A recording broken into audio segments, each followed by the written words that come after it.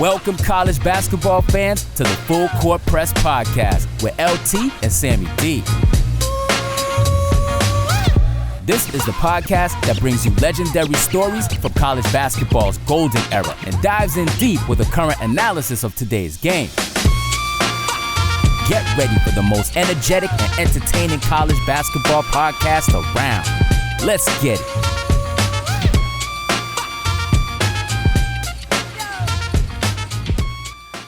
Hello and welcome to another Full Court Press podcast, a college basketball experience as I get rudely interrupted by my co-host, Luke Taylor here, and the only man in the middle, Luke Taylor here, and who cares about the other one because he's just going to clear his throat. Let me clear my throat.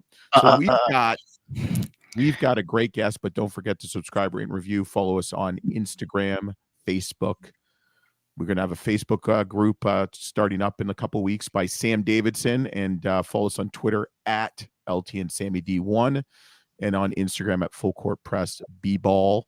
And don't forget 5-star reviews. We love 5-star recruits like our next guest. Let's give us a 5-star review on Spotify. We just got another one. We got number 43. Oh, I think we've always been 43 because we talked about Eldon Campbell. So we're still at 43. But Spotify, then got 11 or 12, and then 5 stars on Apple. So we got a great guest, and I'm a little bit befuddled because he told me to pretty much be quiet. He did. It's you were talking out of line there. So, and it's you don't talk out, you don't talk out of line when a legend is on the show. Like the guy is one of the most reputable, highest IQ basketball minds in the world, and what a privilege to have him on the Full Court Press podcast. So we had Coach Chris Beard, and this gentleman has a something in common. And what is that, Sam? Give us some. So our next guest, also along with Coach Beard, went into Allen Fieldhouse and beat the Jayhawks. So we just had Chris Beard earlier this last week. Yep. And now we've got Coach Billy Gillispie, the head coach of the Tarleton State Texans. Yes. Like I said, just what a legend. The places he's coached at. We talk a little bit about UTEP and Kentucky and Ranger, and then now his transition into Tarleton State, where he took on the challenge of taking a D2 team into Division I over the last 4 years. There's like this reclassification phase that happens over 4 years. They enter during the COVID stage, get 10 wins that season in a 20-game season. And then next year they get 14 wins, following year 17 wins. And then this past season, they jump up to 25 wins. The guy is putting Tarleton State on the map as a basketball university. Yeah, absolutely. And it's amazing because the school he went to and he coached at was simply known as the Rangers. Mm-hmm. Yeah. The guys coached at every level. And, what I got from it, Coach Gillispie from his power conference days, right? Mm-hmm. But what I learned and, just firsthand from the conversation we have coming up here, the guy is a relationship builder. He cares about the kids. He's one of the coaches who will flat out just say that, he believes in the transfer portal. He believes in NIL. He thinks it's the right transition to support these players. And you don't, other head coaches with a tenure like Coach Gillispie, they kind of stay quiet around it, right? Mm-hmm. But you can just tell Coach Gillispie is a player-first coach, right? And the guys want to play for him. And, you bring up Freddie Hicks in this upcoming episode, and what a ball player. And what does that tell you about Coach Gillespie's reputation, for a guy like Freddie Hicks to come back and want to finish his college career? I think if Coach played like all the video games and stuff like that, the PlayStations and the 64s and all that stuff, is that he would play the fantasy mode. Like he would build rosters every season. Like he loves it. What? He's embracing it and he's doing really well with it. Yeah. No, absolutely. And what, like we've said, it's like what he's done at Tarleton State, which, wasn't a nationally known basketball program a couple of years ago. And now it's a destination for players who want to get developed into NBA players and move on to power conferences. And I mean, they're going to have a really good team this year. The WAC's going to be really strong at the top. We talk a little bit about Grand Canyon and some of the other. He's not too happy programs. with Tyon Grant Foster coming back. He's coming back, man. I mean, this conference is going to be really good. And last year, Grand Canyon got a lot of national media. I think a lot of it was just due because of Bryce Drew, just his reputation in college basketball, like what he's done as a player and a coach and how he's building that program. Tarleton State, like when you look at the research, when you do the research to learn about the program, what they're building year over year, it's incredibly impressive. And, to learn in this episode that, they're building a new arena, like they're filling their current arena right now. They're going to be a university to look out for. I'm telling you. And we talk about the scheduling challenges. I wouldn't want to play them.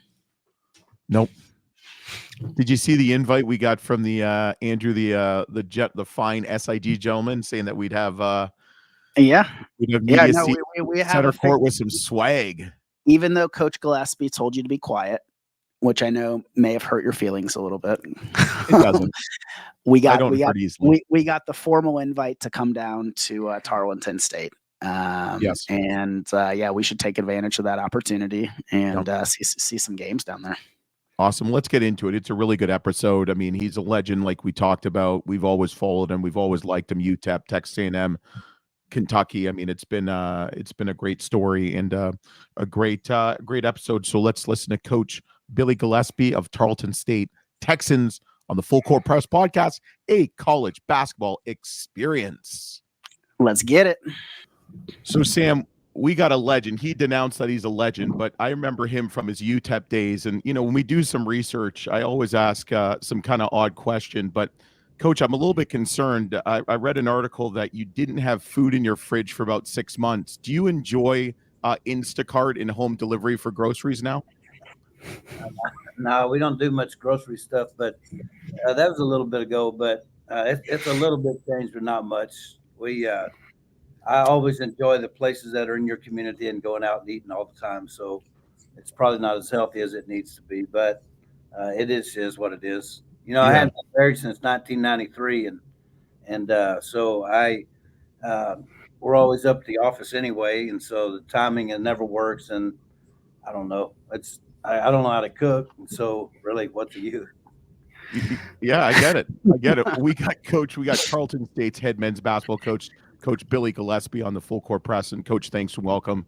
We're really excited. I mean, I remember you we kind of rebuilding UTEP and then Texas A&M, obviously Kentucky, Texas Tech, but now Tarleton State. You've really put Tarleton State on the map. And what's interesting to me is the Rangers is your alma mater. You went from 0-38 to 22-8 to finally finishing 28-3. So I think that's pretty legendary, Coach.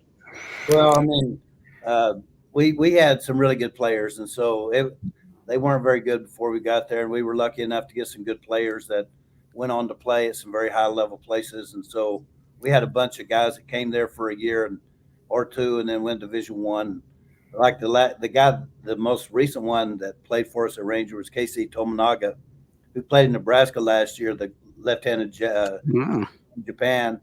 And we had a bunch of those guys. He's been one of the most marvelous guys to watch. I never enjoyed – we've had some good shooters in my career, but never enjoyed watching somebody shoot in practice. Like when you're doing shooting drills and mundane drills, whatever, you do them all the time, and you just try to get through it. But when he was with us at Ranger, I couldn't wait for it to be his turn in line so that I could just watch him shoot. It was just unbelievable how good he was. And it's great to see him have so much success, being an Olympian and being a 3-on-3 champion and for his country and doing so well in the Big Ten. So it's been fun to watch him and a bunch of guys like that.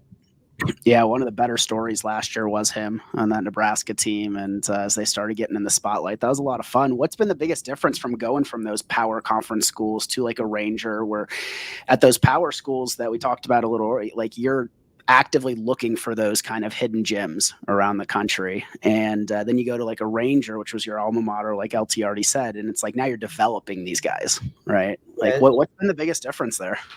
It's totally different. There's a lot of the same. The game's the same. I mean, it's the same at every level, even though the game changes all the time. But it changes relatively speaking to any level you're at. But you know, we've always been pretty good at finding guys that nobody else wanted, and so we've been very, very lucky. We probably recruit character and intangibles more so than anyone, and that's really important to us. We like guys that really like to work. We like guys that play hard, play smart, play together, and instead of just going for the absolute best player, we think that those kind of guys turn into the absolute best player with all those intangibles that they have and character qualities. And so it's been a little bit different. I don't think that we've ever been picked to finish first in at any time in my career in any league we've been in, even in junior college, and but we always overachieve, and it's because of the kind of players that we've been able to recruit. It's all about players. Yeah. Especially you hit the nail on the head with the transfer portal. Nobody wants them anymore, huh? They all want you. They all want them. You develop him, and I mean at Tarleton State, you had a player last year, went to Gonzaga. How has that kind of changed your philosophy? Because when you were at Kentucky, you're and no offense to the players at Tarleton State, I mean you're recruiting some of the best players in the nation. How has your recruiting philosophy kind of changed over the years, especially being out of the game for a little bit, then going to Ranger, then coming back to the D1 level? Well, I mean, it's totally different because if I was at Kentucky now, you don't even it doesn't matter. We've always been relationship recruiters, and we try to develop relationships with the players and maintain those relationships with them, their families, their coaches, and that means absolutely zero these days at that level. It's all about what are you giving me? What's the deal? Mm-hmm. And I know some guys that at the very highest level now where they're saying, they don't even bring guys in on an official visit. It's all about the contract they're going to get. And so one school was telling me that they had a player and they said, yeah, why don't you come up and take a look at our school? And he said, Coach, I don't need to go take a look.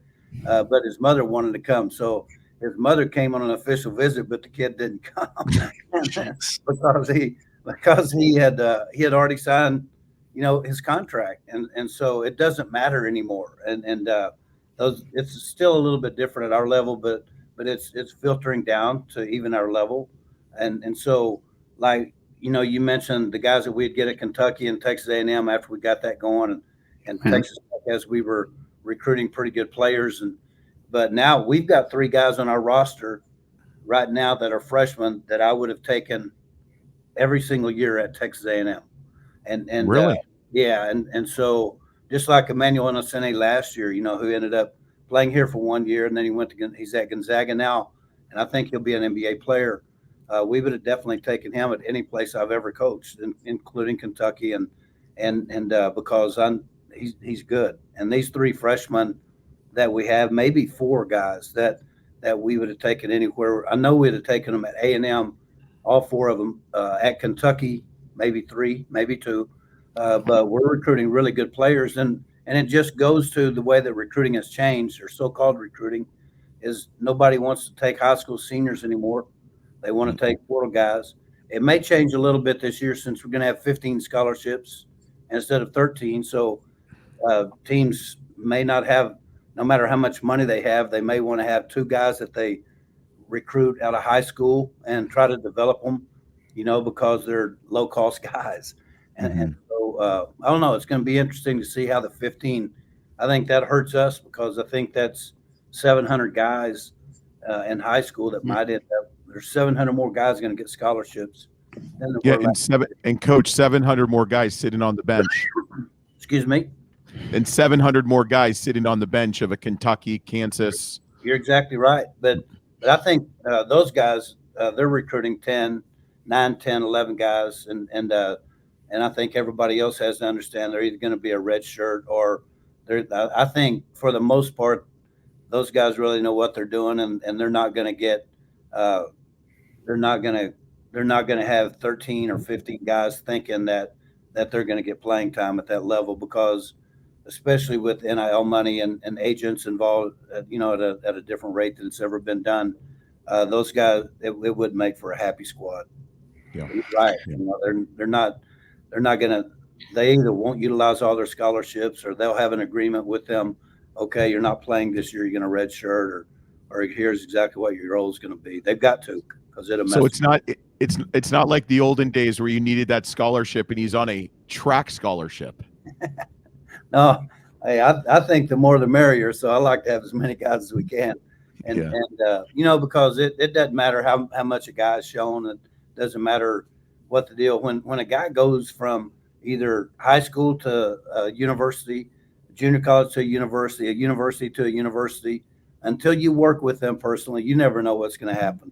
And you just don't know what every coach can probably tell you the same thing, because you just don't know until you get in there. You could know the kid from when he was a little 8th, 9th grader or whatever, and think that you know them as well as you can. But until they have to go through practice every single day at this level against big bodies, against really great players, you just don't know what they're going to be. And you think you do the more you see them, but you never know until they get there. And so it's hard to, like a pro player, you watch a pro player for 4 or 5 years and then someone gets him through a free agency or through a trade or whatever. They know exactly how they're going to plug them into their roster. They know how many minutes because of all the analytics and all those kind of things. But in college, they're 18, 19 years old. It's a new world every day. So, but it's fun. I like that kind of thing. I like the portal. I like the NIL. I like all of it. I wish that we had more money. We've got a pretty good collective, but I wish everybody wishes they had more. But our people are doing a really good job of making it to where we can compete at the very, very highest level. And so I like movement like that. I don't like, no movement. I don't like guys having to sit out for a year like it used to be. I like messing with rosters. I like that kind of stuff. And I'm probably one of the few that does really enjoy it. But being a junior college coach, that really helped me, because every year you have a new team in JUCO. Yeah. And so, you have to go get 9, 10 guys every year in JUCO because your guys are moving on. And so it's kind of like a JUCO model now. Yeah, it's interesting you say that, because we've had Coach Hodge from North Texas, JUCO background. We've had Coach Wade, who embraces it. I mean, he doesn't really have a JUCO background, but has an SEC background like yourself at LSU when you were at Kentucky. So I think there's a lot of coaches embracing that model, and you can see them embracing it and really doing well with it. Well, I don't think you're going to do well unless you do embrace it. But, some people, it doesn't matter if they embrace it or not. There are schools that have so much money that they can have so many players because they have enough money to pay a large number of players. And so even if it's not really working, it can still work because the talent, it comes down to talent. When, the last 5 minutes of a game, you got to have players that can make plays that you don't have to call for them or anything like that. They're playmakers, and that's why they're considered the best players there are in college basketball. But, I think that our level and the WAC is a very, very good level. We love it.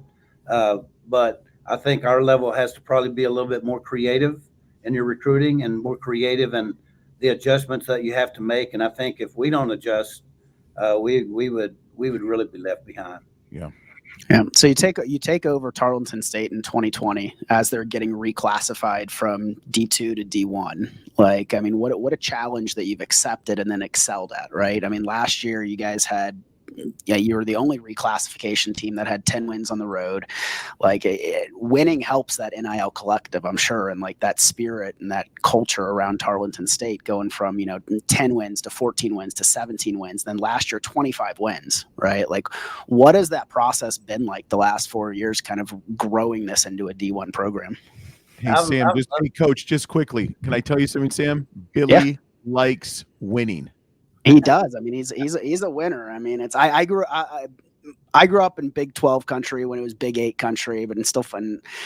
Yeah, I mean, you were the first South Big 12 team to come in and beat my Jayhawks in Allen Fieldhouse. So it's I know Billy's a winner for sure. Yeah, we got lucky that night, but it was a lot of fun. Actually, we went and won, and it was they had whatever you call it, where ESPN's there and all. I mean, Dick Mhm. Lutz was there, Jay Billis, everybody was there. All their people were there because they were going to kind of roast us that day, and they started having stuff like Kansas is such a great basketball place. Yeah. Fans the games at 8 p.m. and at 8 a.m. they were already going strong on national television, and not anyone expected us to win except us. And then we ended up, getting lucky, made a lucky shot or whatever. And at that time, we were the first one from the South to go up to beat Kansas in the Allen Fieldhouse. So it was a great deal. But 48, we got home at 3 o'clock that morning in College Station, and there were about 3,000 people waiting for us. And then 2 nights later, Beat we Texas. played Texas with Kevin Durant's team. Yeah, Yeah. and we beat them 100-82, and it was a really great 48 hours for Texas. Oh, man. Probably the best they've ever had. No disrespect to any team they've had, but no, but I love this transition stuff, and again, it's I like putting teams together, and we've had to put teams together. We had to go through COVID where we only played 20 games. We were able to win 10 of them in the first year, and that was not really expected, and because we play like we played 4 home games and 8 road games in conference. Nobody else had to do that, but some teams canceled out on coming here because of COVID. And so we did great. And then we've gotten better every single year, culminated by last year's 25-win season and finished in second place and to a very, very good Grand Canyon team who showed how good they were in the NCAA tournament against St. Mary's. And also they had a legitimate shot to beat Alabama, who went to the Final Four. And so we it's been fun, but it's not easy, but it's been fun. And we've got so many things going for it. Tarleton's always been a great basketball place. They had a basketball coach who became the AD, and he was here a total of 32 years. He retired last year, and we have a new athletic director in Steve Urias. And so, but they've emphasized it. They've got a great home court advantage. We're building a brand new arena. It's going to be a $125 million arena. It's going to open up next season, not this year. Like I mentioned before, people are doing everything they can to help our collective efforts in the NIL era. And so there's so many positives here. It's the fastest growing school in Texas, public school. And so it's going good. And we're in a location where we're not far from Fort Worth or Dallas. We're not far from San Antonio or Austin or Houston.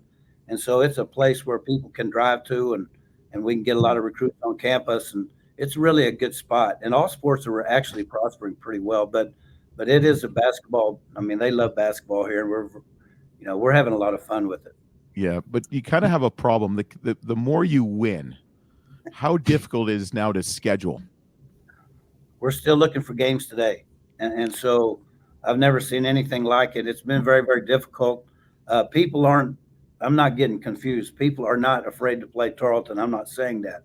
But a lot of people would rather schedule someone that they know they're going to beat that will not really put up much of a fight. And even though teams know that they'll probably have a real good chance to beat us if we play them on the road, they would rather have somebody that they know we're going to fight. They know our team's going to fight, and it won't be a night off for anybody that we play. And so no matter what the results of the game end up being, but it's been a disaster. This year's been the worst. I think because we lost won 25 games, and like you said, we've played Michigan, Gonzaga, Kansas, Baylor, Boston College. We played everybody. We played more of those kind of games than anyone in the last 4 years. This year we're playing at Michigan, at Oklahoma State, at Central Florida, at Florida State, at Baylor, and at Oklahoma State, at UTEP. And it's an impossible schedule for a young roster, but it's the only games that we can get. Isn't it crazy though? Because I mean, remember last season, the amount of upsets there were. I mean, it was like mid-major madness. Like, who's going to beat who? Chicago State beats Northwestern. Some of these other schools, and I think it's great because it shines spotlight. But in the back end, it hurts you because now it's like, man, I don't know if we should play Tarleton State because we just lost to XYZ. You're exactly right. I mean, it's there's a lot of, I think there are 150 schools. My my assistant told me at lunch, there's 150 schools in Division I that have not posted their schedule, and it's probably not posted because it hasn't been completed. Yep. And we're still trying to finish our schedule. Hopefully it'll be done in the next day or two. But you're exactly right. Nobody wants to take a chance. The other thing about the upsets is like, I'm all for transfer portal and all those kind of things. I don't know if it's the best thing for the players. When you look at a school like Duke, when people transfer from Tarleton State or schools in our league, that's one thing, because there's opportunity for them to move to a bigger league that might have more NIL money than any of the schools in our league. But when you see people leaving Duke, and I think they had one or two guys returning. If I'm not, there's something wrong with the system in that regard, because they did a tremendous job, tremendous tradition, and everything else. So I think as far as that goes, whether you like it or not, you gotta maybe halt and say, hey, well, what have we created here? And is this really good? Because a lot of those guys won't end up at places nearly as good as they were. And even some guys that put their name in the portal from the WAC teams, they definitely don't get nearly as good a schedule.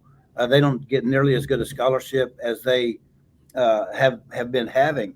And a lot of them don't get a scholarship at all. I wish that somebody would write an article about going back and doing a lot of data about since the portal started, and talking about each and every player that left a Division I school with a full scholarship and what the result has been with those guys. I think it would be astounding, and I think it would be something that would be very alarming as far as guys lose. Not that Division I is the only place to play basketball, but I think that it would be really alarming to the people and say, well, wait a minute, are we really helping all these players? Yeah. Yeah. But you know what? Freddie Hicks. Yeah. Glad to have him back. Exactly. Yeah, exactly. I know where this all goes to, because you got a ball player in Freddie Hicks, left for a year to go to Arkansas State, Stad's alma mater. And obviously you talk about culture relationship. You've obviously the best way to recognize it or know it is with an experience. And obviously Freddie Hicks coming back. How big is that for your program this year? Man, it's huge, because last year we had three seniors, and we were 16-4 in the WAC, very difficult league, but it was pretty much a new league last year, and we had three returning seniors, and I think that we had the best three seniors on one team. I think there might have been a senior or two that might have been better than some of our guys, but no team had three seniors on the same team. And I think that experience was really the main factor in us being able to win 16 conference games and 25 overall.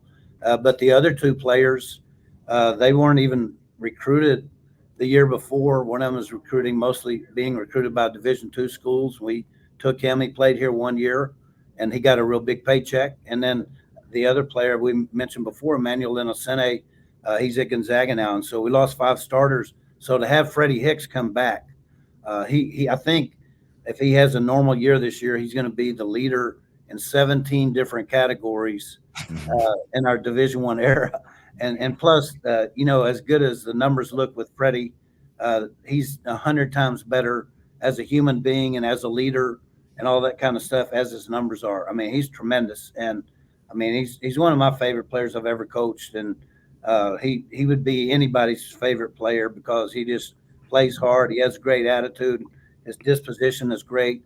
And we have a bunch of young players. I mentioned 2 or 3 or 4 of them earlier that need a leader like Freddie to make the adjustment a lot easier. So now Freddie Hicks is great, and we're definitely glad. Nobody was recruiting Freddie at Division I when we came in. That was during the COVID time, but we're so grateful and lucky to have him the first time, and then we're definitely glad to have him back. Yeah. How are the summer workouts going with the team? Are they gelling? Because I know what's it like having so many new guys coming in at the same time?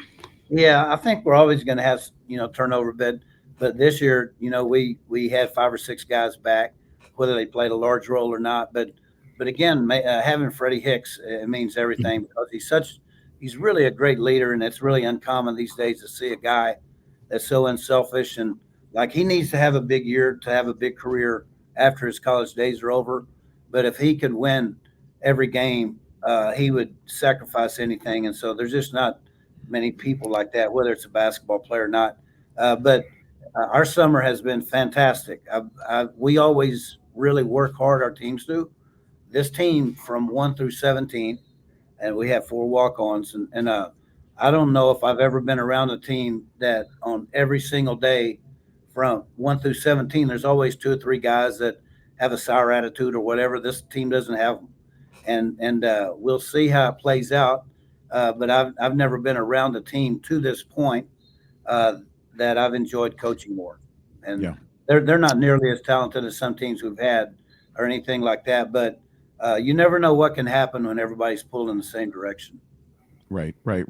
This is a good segue to go into kind of talking a little bit about the MAC conference upcoming. I mean, Grand Canyon had a great year. You guys were just right behind them at 16-14. They've reloaded. Coach Bryce has done a great job at Grand Canyon. They've got a couple 7-footers. You know, how does the league look? I mean, UT Arlington brought in Coach Turner, who's a former alumni. You know, they were right on your heels. How does this conference look this upcoming year, do you think? I really don't know. I mean, I really. Coach, this is going to be the worst ever preview show ever. We don't know. Here's the thing. We don't know either because, like you said, lots of programs don't have schedules out. Lots of programs don't have rosters out. And it's like we don't know until game 1, right? Yeah, no, it's crazy. But, I mean, you look at rosters and then you know, when you're scheduling, you look at all the rosters in your league. You see who everyone's signing or whatever, but you just don't know how it's all going to fit. And so – I mean, it's what you do know is that this league is continuing to evolve, and those you mentioned 2 of the coaches in our league; those are outstanding coaches. Coach Turner was a first-year coach; did a tremendous job for any kind of coach, but especially a first year. What Bryce Drew has done all over his career, especially here at Grand Canyon, has been great. And there's a lot of good other coaches, and so I would base more so what a team is going to be right now on how well the teams are coached, their kind of home court advantage, what they have done in the past, because coaches are continuously adjusting. But I think there's a lot of really good young coaches in this league that are doing a fantastic job. Maybe some are known, maybe some aren't, but I think that they won't be long for the schools they're at, and I hope they all leave. But I think they'll have a chance to be at the very, very highest level that make the most money. So I would assume the teams are all going to be good. So you're calling Coach Judkins from Utah Tech young? He's been there for freaking 100 years. He's probably younger than me, and so I got to give him a call. I got to give him a young call, but he's young at heart. I know that, and his teams are hard to guard.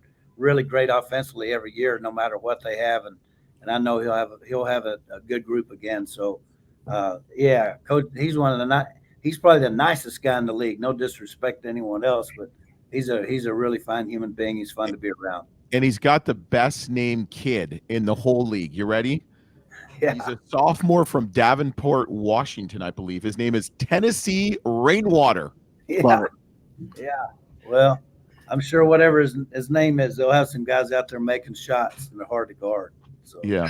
You talked a little bit about like home court advantage in the WAC, and you guys saw that lab. You guys hosted Grand Canyon, sold out Wisdom Gym. You guys beat them, right? Like, because Grand Canyon got so much focus last year, right? Like, what did that win at home mean for Tarleton State? And then when you're going to away games, is there an arena that you think is one of the hardest to play in the WAC?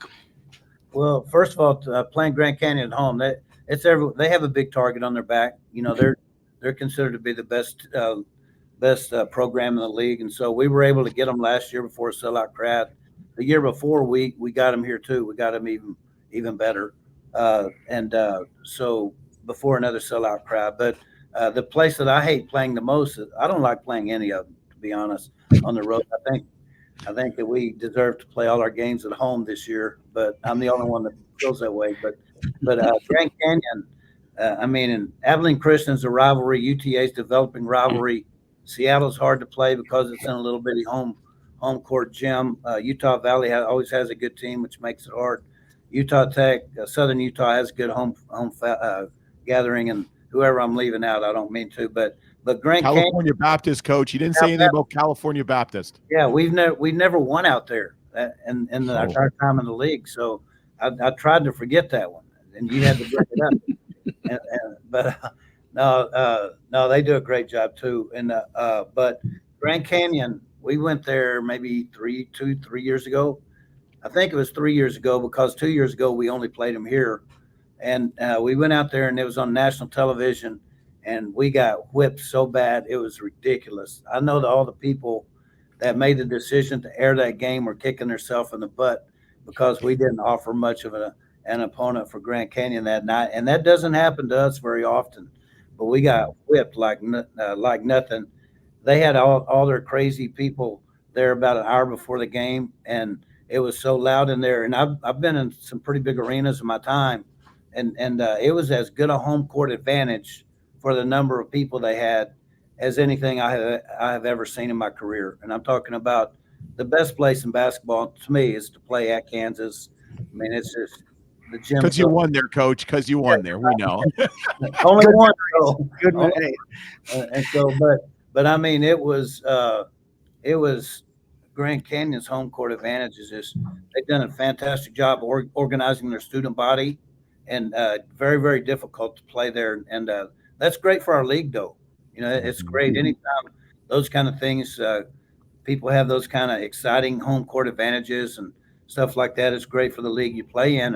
And it gives you another reason to get even more excited to go play a great program.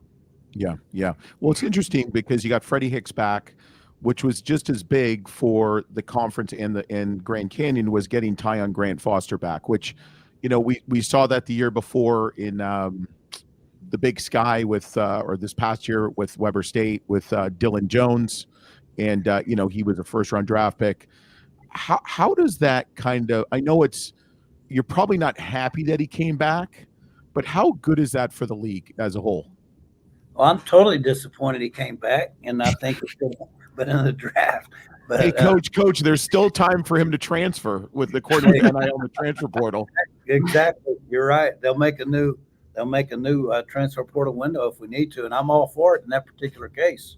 But no, it's great for those kind of players to come back, and it shows you that it's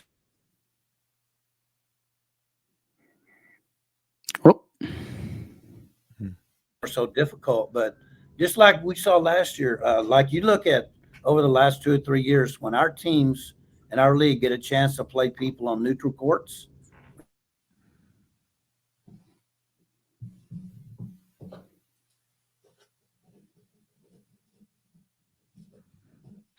have really good players. And so it's great, even though it'll hurt everyone in the league except Grand Canyon. It is great to bring great attention to your league. Yeah. So, Coach, Texas Tech throws tortillas. Is there anything that is thrown during a WAC conference game potentially?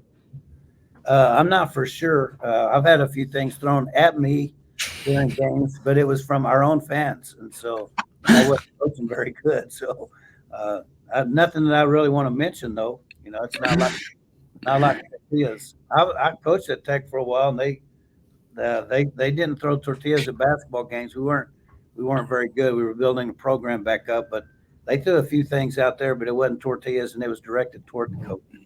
So that wasn't good. Yeah. I'm just kidding. We're gonna fans. Yeah. So Sam, let's set him up. Let's do a little shot clock for him. Then we can let him be on his yonder. Yeah, so Coach, we do a little thing called the shot clock. LT is going to fire off 5-6 questions. Most of them should be pretty easy. If they lead to a story or two, feel free to. The time's yours. And so, LT, let's get it. Okay. All right, Coach, we're going to start it easy. What is your spirit animal? Purple poo here at Tarleton. It's one of the greatest traditions I've ever seen. Okay, I'm unfamiliar with that. We'll have to do some research, Sammy. We're going to have to look that one up. Y'all are taking up my time now, so we can't. I mean, I don't know what you're doing here. Yeah. Okay. What is one word to describe the WAC? Evolving. That's a really good. Pretty That's a accurate. really good. That's a really good answer. All right, funniest recruiting story. I know you got some. Oh, funniest recruiting story. Goodness gracious, there's a lot of them.